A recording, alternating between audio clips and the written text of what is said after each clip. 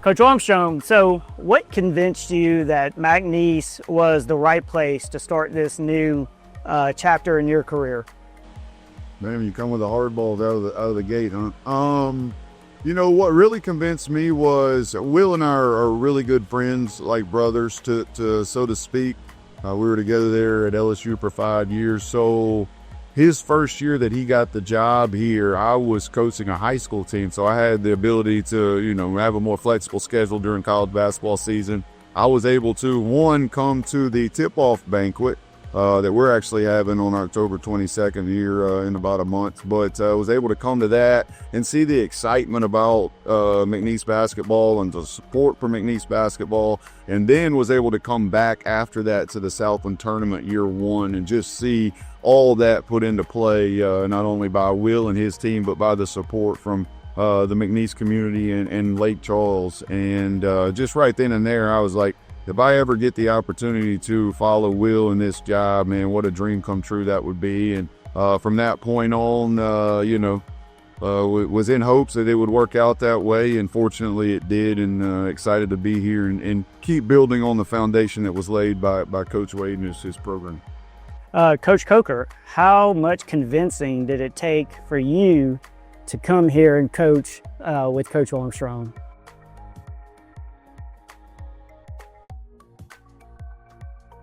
These kind of fans, you know, it was a no-brainer for me personally. And to be able to do it with one of your best friends in the world, you know, it's. I think we counted back. It's been like 22 years since this dream started, and to be able to have this opportunity to do it in a place like Lake Charles and a place like McNeese State was a no-brainer for me. Okay. And Coach, what surprised you most when you finally arrived at Lake Charles and McNeese? How did the community embrace you? I guess, to back up a step, what is maybe surprised me most about McNeese was this facility that we're sitting in right here. You know, coming in here for the first time, like I said, with the tip-off banquet blew me away at the facilities. And then to be able to come here again once I got off the plane and the crowd that met me there, and then just the support of the people of Lake Charles and the passion for McNeese athletics was shown right then and there as I stepped off the plane. From that point on, it really hasn't stopped. You know, the people of Lake Charles have been so good to me and my family, and I'm excited about the opportunity to now put our product on the floor, which they have helped build and help grow, and give them something to be excited about and help continue to go on the championship ways that we've been on so far. And Coach Coker, what about you? What surprised you most when you arrived here in Lake Charles? Jeffrey and I pulled up the night of Bill's press conference. We pulled up and the Legacy Center was lit up. We walked in, toured it by ourselves, and I told Jeffrey, I said, this isn't fair. This should be your first job. You know, you should be able to work in a facility this nice every day. The people have been elite, are obviously a crowd that I'm familiar with. Hardworking, blue-collar people that share life with one another and really have been so good to my family and I, and make sure that we fit in and went an extra mile to make my children, my wife feel welcome. And for both of y'all, how important is community engagement with the program itself? It's extremely important. You know, we try to get out as much as possible, meet as many people as possible, do as many things as we can to give back to the community, to let the people know what we're about and who we are. We want to embrace them as they've embraced us. We open our practices up to the community to come see. We want this to be Lake Charles' team, and we feel like it is, and we want to keep it going that way. Coach Coker? Yeah, our program, because of Bill's lead, is really founded on relationships. And we're relationship people. We enjoy being the people. We enjoy sharing our time with one another. And sports brings people together. And, you know, to be a part of this university, which is so important to this part of the country and to this town, is very rewarding and very beneficial for our lives. You know, life's no fun if you don't share it with others. And this program has been built upon and will continue to be built upon relationships. And to go a little bit further, Coach, what is your vision for this basketball program over the next, say, 3 to 5 years? Just to continue to build on, like I said, the foundation that, starting from Dr. Roos and Sawyer ID, who made the decision to hire Will Wade, and then what he's been able to build here, just to continue to build on that, to continue to be a huge part of this community growing. And Dr. Roos announced the enrollment numbers the other day, and there's been major increases this year, more so than over the past 20 years. And we just are happy to be a part of that and want to continue that by putting a championship level team on the floor to be able to get to the NCAA tournament and continue to give us that exposure so that those freshman classes keep increasing, so that the enrollment here keeps increasing, and so that the city of Lake Charles can have something to be proud of. Coach Coker? Yeah, same thing.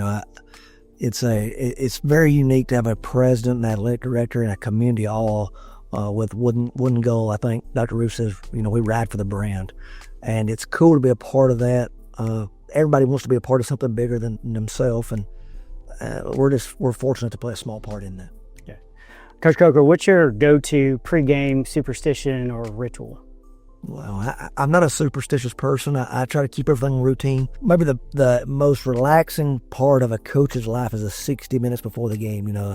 Old country saying the hay's in the barn, and just being in that locker room with your coaches, and the guys are getting ready and the band's playing, and everybody comes together. I think that 60 minutes before the game is probably my most fun part of being a coach. What about you, Coach? Robbie and I don't normally, but I would completely disagree with that statement. And I wish we could get off the bus and play the games. That last hour that we have to be here and waiting for warm-ups and all those things, I get a little bit antsy. I am a little bit superstitious, but I don't know that I have any. It kind of depends on what we do the first game, and if it works, I may wear some gold socks, or I may change it up just depending on how we play. So it kind of always depends for me, Dave. But I don't have anything particular year to year. It seems like I'll pick a few up, and you may see me do those each and every year. It's going to be good to follow around. So look, as attorneys, we have to build strong cases, and you as coaches, you guys have to build strong programs. So Coach, what would be your opening statement for the culture you want to create here at McNeese? Just like Robbie said, it's based off relationships, and for me, it's based off of my faith and my relationship with God. I think first and foremost, and that's the ultimate poster I want to build, because I believe that's what we're put here to do, and so that's what we stand on first and foremost. And then it's about people, and then our players are people just like everybody else, and we want to have relationships with them, and have relationships together, and it's all about doing it as one, and that's the culture that we want to have. That's what we're all about, is just giving everything we got for God, giving everything we got for each other, and loving each other, and while at the same time working extremely hard and developing and getting better each and every day. Coach Coker, you guys have been friends for over 20 years. Tell me how that friendship started. Bill's best friend, Toy Ward, who passed away in a plane crash almost 10 years ago, coming home from the Final Four. Bill played with it at UAB, was a coach at Jacksonville State where I was a manager.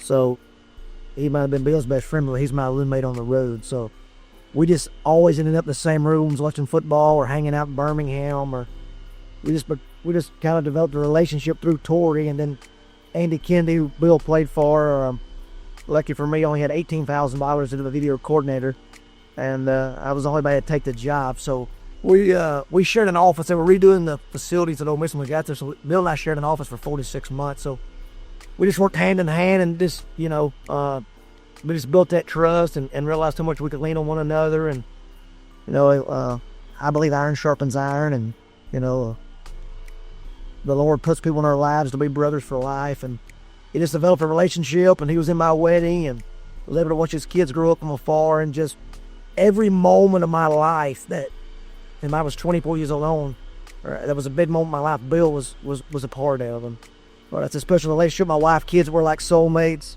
And when Bill offered the job, Melissa was probably a little apprehensive. She lived 5 miles from her mom. And I remember her saying, we just have to do it. If we don't go with Billy, we're going to regret it. And that kind of speaks of Bill's recruiting prowess, as well as how well he builds relationships. So that my wife was willing to leave her family, in order for us to take advantage of this opportunity. And Coach, with that strong bond you guys have, what does it mean to you to have Coach Coker here by your side to start this endeavor at McNeese? I wouldn't want to be doing it without him. I don't know that I could do it without him. I need him to come here with me. He is literally my right hand, and he challenges me every day, which I need. And I don't know that I could do it without him, and I don't ever want to have to. Serious question. You two meet at center court. Who wins one-on-one? In a basketball game? In a basketball. I do. You do? I'm gonna poke him up full court and press him. Try to use my speed to my advantage, but Coach can really shoot it. And we haven't played basketball in 15 years with it. We had some staff games back in the day. They got us to a competitive little mess. I haven't played in basketball in 15 years, so he works out a lot more than I do. So he probably has the upper hand.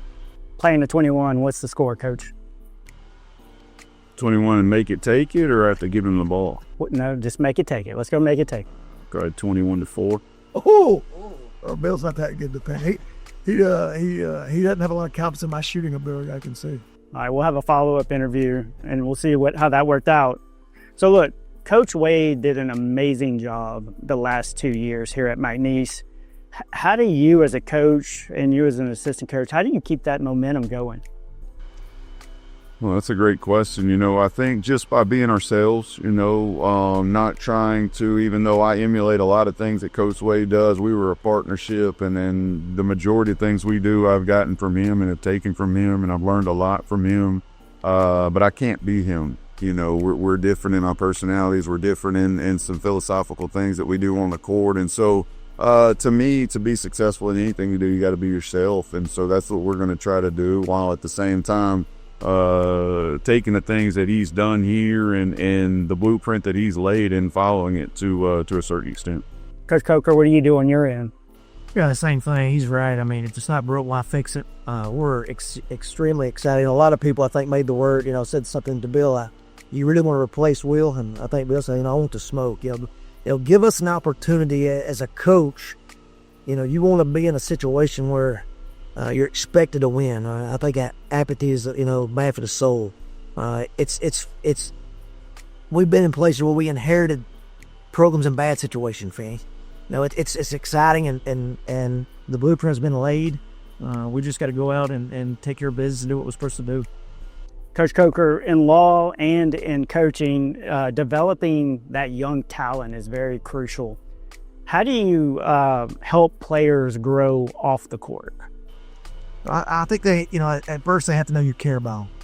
And the transfer portal and the new world of college athletics is certainly made developing relationships harder. And you don't tend to have a guy for 4 years and whatnot, but you just have to show them you care about them in more ways than one. Coach Armstrong does a great job at setting an environment of care, an environment where we get to know these guys off the floor. We spend a lot of time together off the floor. We go to Coach's house for team dinners. You just got to spend time with them on things other than basketball and show those guys that you care about them, not just them as a player, but them as a man. Coach Armstrong, what about your perspective on that?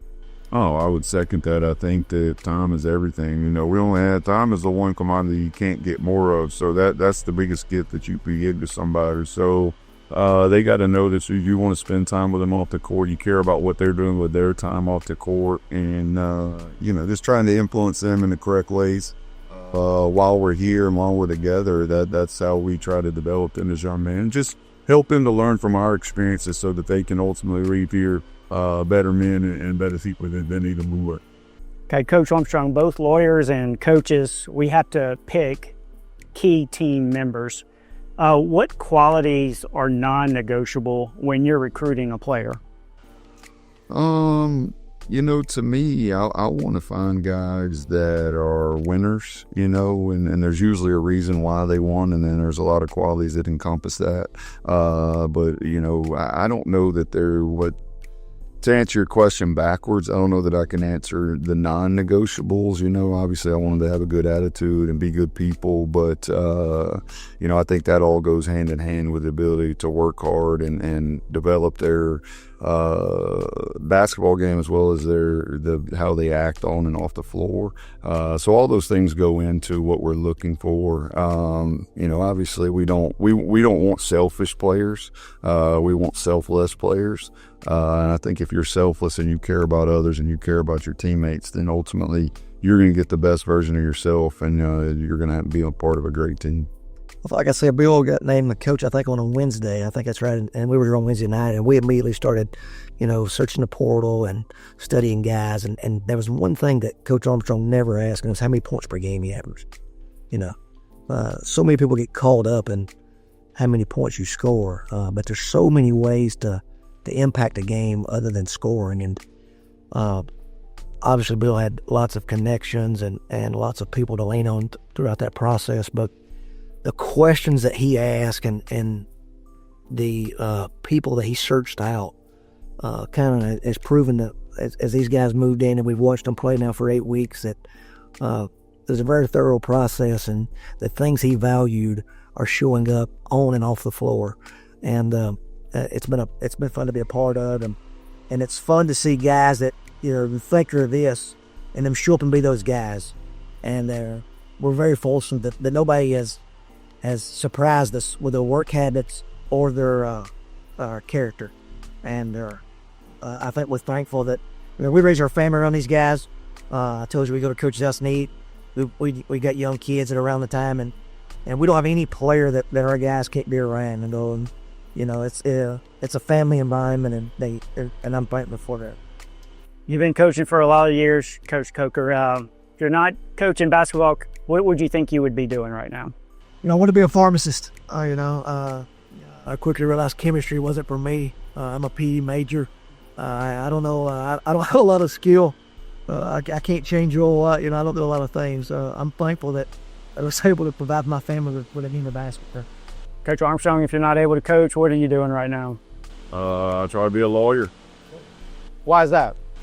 That's what I always wanted to get my law degree. I'm always just been fascinated by the law. I think it's something that it's a job that you can be competitive in. I think that a lot of the things that we do as coaches, you guys do as lawyers, and that's just always something I've been fascinated with. I wanted to get my law degree, and then at some point go into the FBI. I don't know if they have me anymore, but I've been doing one of the two probably. Okay. If you let's go, Coach Armstrong. If you had control of the pregame walkout song, what song are you playing? Pregame running out of the tunnel song. I like "Welcome to the Jungle." That's a good one for me. That always gets me fired up. Coach Coker? Yeah, I was gonna go AC/DC. I was gonna go Thunderstruck. But yeah, there's something about that's been raised, I guess, in the late '80s, early '90s. Axl Rose will always be a part of us. All right, Coach Coker, courtroom or courtside, what's your best tip for staying calm when the stakes are high? I'm old. I really study in the military, and I think it's the best team in the world, honestly. I think the Navy SEALs have maybe the best motto. You don't rise to the occasion, you sink to your training. I think that people get in trouble when they try to overperform their abilities. Coach Armstrong, if I put you on the witness stand, what's the toughest basketball question you hope I don't ask you? How can we become better as a team shooting free throws? All right. And Coach, another important question, Coach Anderson, would you say that your wife's baked ziti is still the best? The best ever. Okay. And I heard you have this addiction going on. What's up with your addiction with the hell of a good dip. Hell of a good dip. Man, I wish I could tell you because I need to stop eating it. But we got some at the beach this summer, and I think I ate the whole thing in one sitting. And then now I enjoy when I do have some time to just kind of sit back and relax, sitting there with a bag of chips and eating some hell of a good dip. I don't know why I started doing that, but I do it way too much. I need to stop. Coach Coker, you had a great success coaching high school kids. You've also had the ability to coach college kids. How is it different coaching a high school player versus a college player? That's a great question. The main difference is the age. Those high school kids I was getting when they were 12 years old, and they were in the journey between boyhood and manhood. These guys are more men. You have to treat them like men. We're usually more responsible. They've got their own ride. They have more freedoms. Just the age difference is probably the main thing. Okay, Coach. Yeah, to piggyback off what Robbie said, and I only was able to do that for a couple of years, but and then we were in a place where they weren't in their home champion, so it's a little different for me as far as the experience. So my dad was a high school basketball coach, so I was around it. I just think it's such a differing part of your life. We all did it. When you go from high school to college, that's a huge jump in your life, a huge decision that you make on even where you go to college. And then now all of a sudden you have to make adult decisions. I think that's the biggest difference, where in high school you're still, wanting your parents or whoever may be that you're looking up to or living with or whatnot, making those decisions for you. Where now, like Roddy said, these guys have more freedom to make decisions. They're growing into being men. And I think that, if you get them at a young age in high school, you can certainly have a lot of influence. But I do believe in college you can still have the same influence, just on different things, as far as the decisions that they need to make and how to make good decisions are in a lot of different areas in life. Okay. Look, I have an inside source, Coach Armstrong, and I was told that your kids were not allowed to have pets. And now you yourself have a pet living in your house. And so my source wants to know if you can explain this picture. Yeah, that's our cat. That's, my kids always accused me of not having pets because I didn't like animals, and they were well misguided. That had nothing to do with it. It's that I know how much their mother will like animals, and I know that the animals don't always live as long as we do. And so they think it's funny now, but at some point, that cat you see right there, who I definitely like and love, is not going to be with us, and it's not going to be pretty. So there's a lot of different reasons I didn't want to have animals in the house, but now we do have one, and he's certainly well loved by, and I will admit to being one of those people who love him. Coach Coker, what's your view on pets? Oh, I love pets. We had a dog pass away. We had for 13 years, or a couple years ago, and we're right now in the process. We're foster parents to a kitten, so I cannot judge Coach. I just try not to make pictures right there. That's all. Coach, all right, Coach Armstrong, if you had to make a 1-minute closing argument to future recruits about why McNeese is special, what would you say? Oh man, I just think that first and foremost, the community of Lake Charles and the university itself, just the support that they give. You're going to be like family from day one when you walk on to campus, not only with our team, which is, like I said, that's part of our culture, but also in this community. Just seeing how everyone in this community treats our guys on a daily basis. Like I said, I've seen a lot of interaction because we have a lot of people come through practice and things of that nature, and we try to take them out in the community as much as possible. So just to know that to parents that they're going to, when they let their kid come to McNeese and be a part of our basketball program, that we're going to continue the love, and sometimes tough love, but the development into men that I would assume that they would want.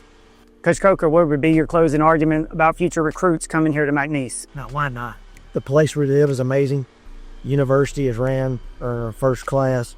You got first class facilities. Coach Armstrong, I think, developed 18 NBA players. Is that about them, Coach? There's not anything that McNeese basketball can't provide you as far as the collegiate experience. And obviously, the last 2 years, you've proven playing in the NCAA Tournament and have success. Yeah, I want to thank both of you guys for joining me here and answering my questions. I hope you guys have the best season ever, and go Pokes. Thank you for having us. Go Pokes. Go Pokes.